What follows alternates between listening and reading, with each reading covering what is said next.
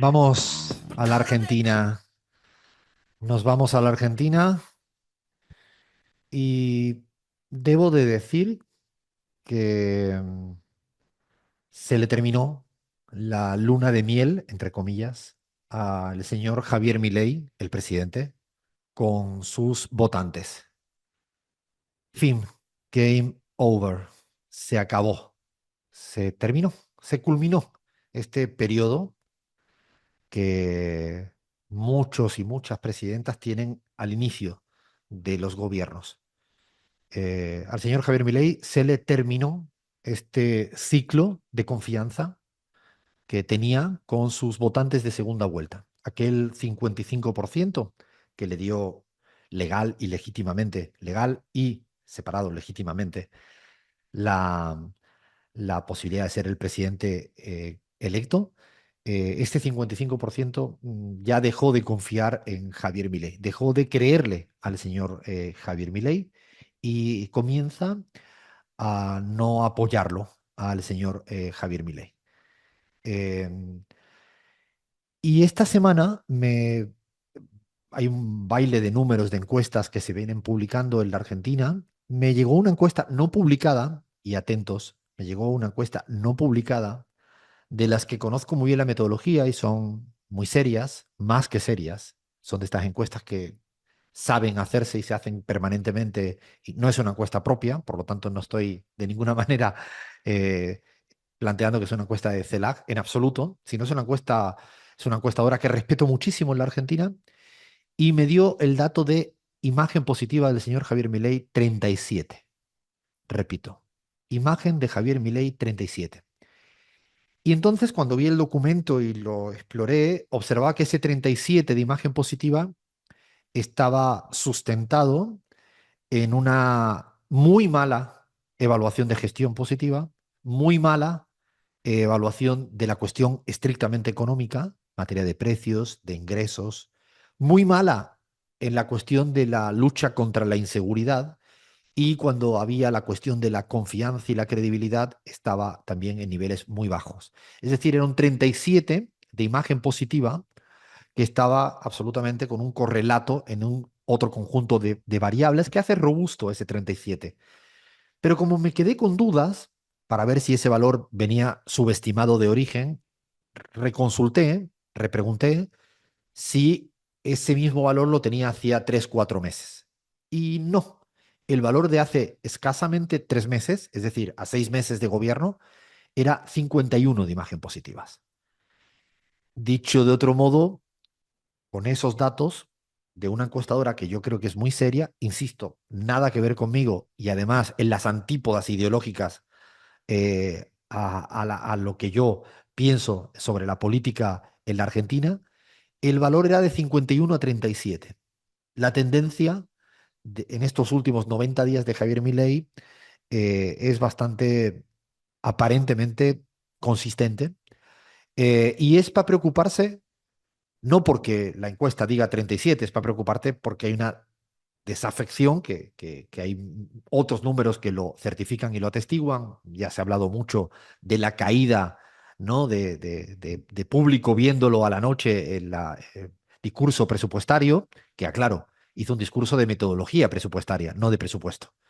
Eh, y creo que las mentiras y la falta de rigor tienen siempre una fecha de caducidad en la credibilidad de las personas que le tocan gobernar. Las mentiras, mi papá siempre decía que se agarra antes, se identifica antes a un mentiroso que a un cojo. No sé si esta expresión se entiende en otras latitudes de América Latina. Mi papá siempre me lo decía de chico. No, un mentiroso siempre se le agarra mucho antes, se le descubre mucho antes que a un cojo. Y creo que al señor Javier Milei, con tanta mentira, con tanta falta de rigor, con el cualquier cosismo que venimos un poco explicando en la pizarra conceptualmente, que es decir cualquier cosa, sin base alguna, yo creo que empieza a erosionarse esta credibilidad, esta imagen positiva, comienza a haber aburrimiento de su persona, de lo que dicen, y lo que yo creo que es más preocupante de todo, pero como mucho más preocupante, y eso lo dejo como pensando en voz alta sobre lo que le viene pasando, es la comunicación fue una de las herramientas que llevó a Javier Milei a la presidencia. Fíjense la paradoja que el exceso de comunicación puede ser el que termine con la confianza de Javier Milei. Lo digo de otro modo. La comunicación, todas las piruetas comunicacionales que hizo durante la campaña y previo a la campaña, fue lo que en gran medida le permitió llegar a tener confianza de la ciudadanía. Bueno, el exceso de comunicación, sin base material, sin gestión, eh, el exceso de impostura, el asado que da para festejar el que a los jubilados no le den unos poquitos pesos que ni siquiera le ayudan a llegar a final de mes, sino para llegar a mitad de mes o a los primeros 10 días del mes, y que luego sobreactúen con comunicación, creyéndose que con la comunicación, con el TikTok, con los vídeos, con los spots, con puestas en escenas, con manual de distracciones, le sirve para seguir teniendo la credibilidad de la gente. No piense que la ciudadanía am, es, es tonta. No, no, la ciudadanía no, no. Yo le recomiendo lo que decía Andrés Manuel López Obrador cuando mandaba recientemente a los opositores a escribir en una planilla: escuche más al pueblo, escuche más al pueblo, tenga respeto por la gente, tenga respeto por la gente. Me parece que piensan que pueden hacer piruetas comunicacionales y seguir, y no, y se les terminó. La verdad que se les terminó. Empiezan a ser aburridos, la gente detecta que el día a día no mejora, los que les cuesta decir todavía que yo le apoyaba, pero tiene su tiempo de caducidad, y me parece que es un fenómeno que hay que empezar a revisar. Esto significa que sabemos lo que va a pasar por afuera de Javier Milei, de esta credibilidad. No estoy diciendo con esto ni que termine su mandato, no estoy planteando nada de esto, es para seguir con su mandato. Estoy planteando que se termina el ciclo de confianza del señor Javier Milei.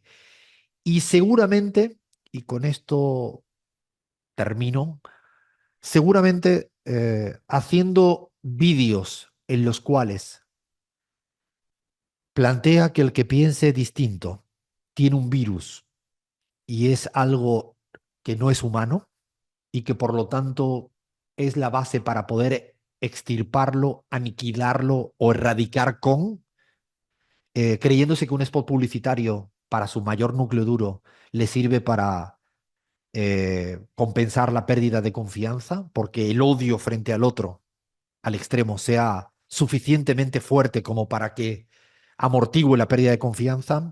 Creo que también va muy mal encaminado. Pero eso sí, y ahora se lo vamos a preguntar a Axel Kisilov. A mí, y lo digo con mucho respeto, hasta este momento jamás había utilizado la palabra fascista, de fascismo, para hablar de Javier Milei. Jamás lo había hecho. Pensaba que su corpus ideológico era muy complejo y aunque está deshumanizado y haciendo barbaridades contra la sociedad en su cotidianidad, no había pensado jamás que podía ser un fascista. Jamás lo había utilizado ese término. No. Después de ver el vídeo de decir que el que piensa distinto tiene un virus, con honestidad empiezo a preocuparme y a pensarlo. Empiezo a preocuparme y a pensarlo. No sé, Gaby, ¿qué piensas cuando ves ese tipo de vídeo o ese tipo de comunicación extrema o de impostura? No sé cómo lo ves, Gaby. Bueno, Alfredo, yo sí le he llamado antes fascista a Milei porque no creo que sea la primera vez que eh, públicamente expone que el que piensa diferente que él hay que desecharlo. Yo creo que ya venía haciéndolo. Ahora, lo que sí siento es que en el aislamiento de la presidencia, seguramente su distanciamiento con la calle, con la realidad, lo lleva a una agresividad mayor, ¿no?